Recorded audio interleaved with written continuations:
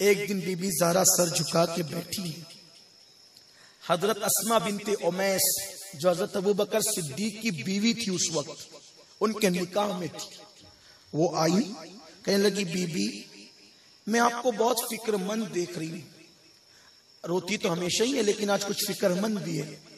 سیدہ نے کہا ہاں، ابا نے جو وقت بتایا تھا دنیا سے کوچ کرنے کا وہ وقت آ چکا ہے، اب میں دنیا میں نہیں رہوں گی، اب میرا وقت آ گیا، میں دنیا سے جانے والی ہوں۔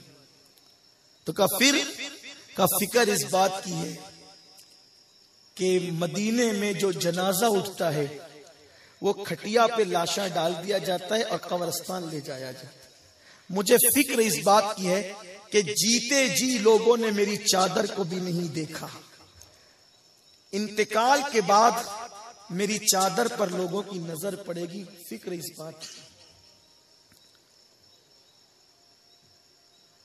نبی کے گھرانے کی فکر کیا ہے، اہل بیت اطہار کی فکر کیا ہے، نبی پاک کی بیٹی کی فکر کیا ہے کہ جیتے جی چادر کسی نے نہیں دیکھا، بعد وصال میری چادر پر کسی مرد کی نظر پڑ جائے۔ فکر مند ہوں کہ مدینہ منورہ میں رواج یہ ہے کہ وہ کھٹیا پہ ڈال کے لاشاں لے جاتے ہیں، مرد اور عورتوں کے لاشیں ایسے ہی جاتے ہیں، میں جب جاؤں گی کیسے جاؤں گی؟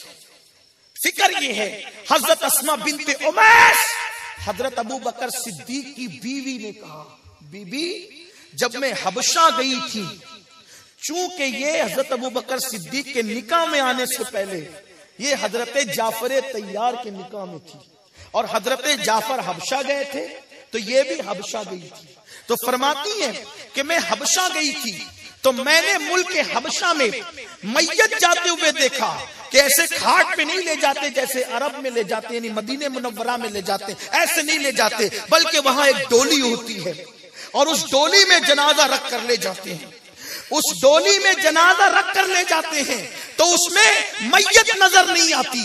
اگر آپ کہیں تو میں مزدوروں کی مدد سے وہ جنازہ بنوا سکتی ہوں، وہ ڈولی آپ کے لیے بنوا سکتی ہوں۔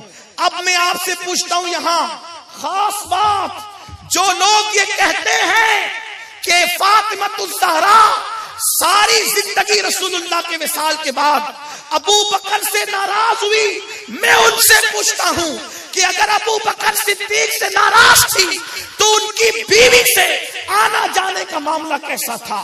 اللہ اکبر۔ بلکہ یہ بات بھی کہہ دوں اور حق ہے یہ تاکہ باطل کے منہ کو تالے لگے، سیدہ فاطمہ وہ ہے کہ جس کے نکاح کے لیے بھی سب سے پہلے جس گھر سے انتظام ہوا ہے وہ ابو بکر صدیق کا گھر ہے، اور فاطمہ کا جنازہ بھی اگر آیا ہے تو ابو بکر صدیق کے گھر سے آیا ہے۔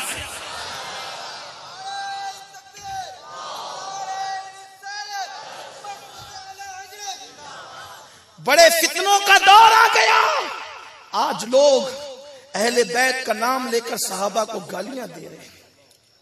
فاطمہ الزہرا کے گھر میں کسی کو آنے کی جب اجازت نہیں تھی تو صدیق اکبر کی بیوی آتی تھی، حضرت اسما بنت سیدہ فاطمہ جب بیمار تھی آخری وقت میں مرض وصال میں، کوئی عورت ان کے پاس نہیں تھی حضرت اسما کے علاوہ۔ صدیق اکبر نے بھیجا تھا اسما جاؤ تم، حضرت اسما خدمت میں رہتی تھی، بلکہ سیدہ کا وصال حضرت اسما کے سامنے ہوا ہے، اور جن تاریخ کی کتابوں میں حدیث کی کتابوں میں سیدہ فاطمہ کو غسل دینے کی روایت ملتی ہے، ایک تو وہ روایت ہے امام عبدالرؤف مناوی والی روایت کہ سیدہ نے کہا کہ میں نے غسل کر لیا ہے، اب مجھے غسل نہ دیا جائے، امام عبدالرؤف مناوی نے لکھا ہے۔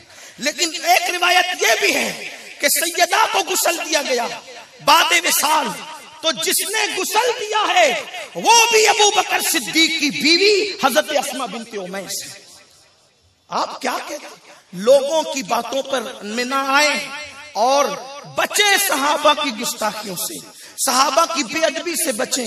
یاد رکھنا جتنی محبتوں کا اظہار حضرات صحابہ نے کیا اتنا کسی نے کیا۔ میں اپنے عنوان سے ہٹ نہ جاؤں، عنوان کی طرف آتے ہیں تو صدیق اکبر کی بیوی حضرت اسما بنت امیس نے ایک بات آپ سے ضرور پوچھوں گا، آپ یہ کہہ سکیں گے مجھے؟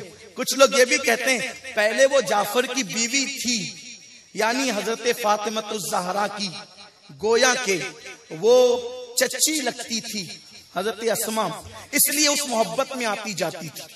آپ سے پوچھتا ہوں کہ وہ ہمارے گھر کی بیویوں کی طرح تو نہ تھی نا کہ اجازت کے بغیر کہیں چلی جائے؟